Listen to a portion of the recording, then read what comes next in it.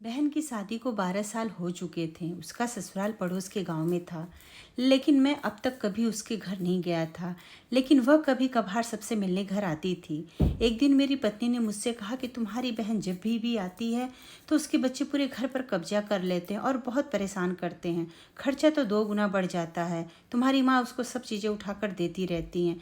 यह सब सुनकर मुझे बहुत गुस्सा आया। मुश्किल से तो घर का खर्चा चला पाता हूँ और मेरी माँ मेरी बहन को सब कुछ उठा के देती है।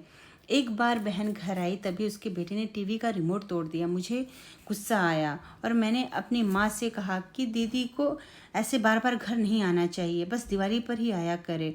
और जो तुम झोला भर के सामान देती हो वो भी बंद कर दो।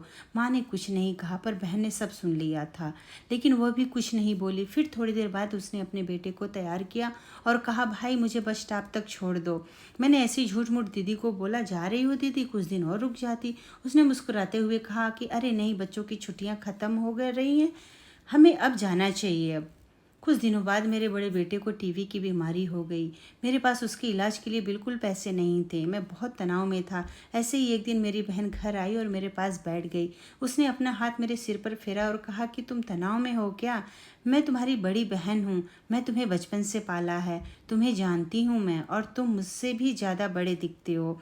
उसने अपने हाथों से सोने की चूड़ियाँ निकाली और मेरे हाथों में दे दी। उसने कहा, तुम पागल हो, ऐसे ही टेंशन ले रहे हो, ये चूड़ियाँ लो और अपने बच्चे का इलाज करो। वह धीरे से बोली, चूड़ी के बारे में किसी को मत बताना, तुम्हें मेरी कसम। उसने फिर अपने हाथ से मेरे सिर पर फेर दिया। फिर उसने मुझे 1000 रुपये दिए। उसमें से 50 और 100 के नोट थे, शायद उसने बचत करके जमा किए होंगे। यह पैसे जेब में रखते हुए बोली कि बच्चे को जो चाहिए ले लो, और इस तरह से टेंशन लेकर मत बैठो। चलो, मुझे अभी जाना है।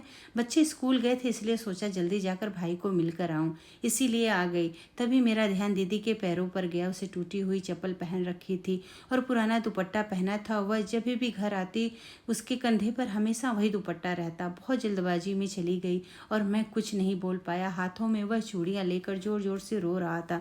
हम भाई बहन कितने स्वार्थी होते हैं ना, पल भर में बहन को पराया कर देते हैं, और बहनें अपने भाई को जरा सा भी दर्द बर्दाश्त नहीं कर पाती। उसके घर में वह कई समस्या का सामना करती हैं। दोस्तों, हमें थोड़ा समय देकर अपनी बहन से हालचाल पूछ लेना चाहिए। बस एक पल के लिए मुस्कुराएंगे, उतना काफ़ी है। उन्हें हमसे और कुछ नहीं चाहिए होता है। सच यही है, किसी ने कहा कि बहन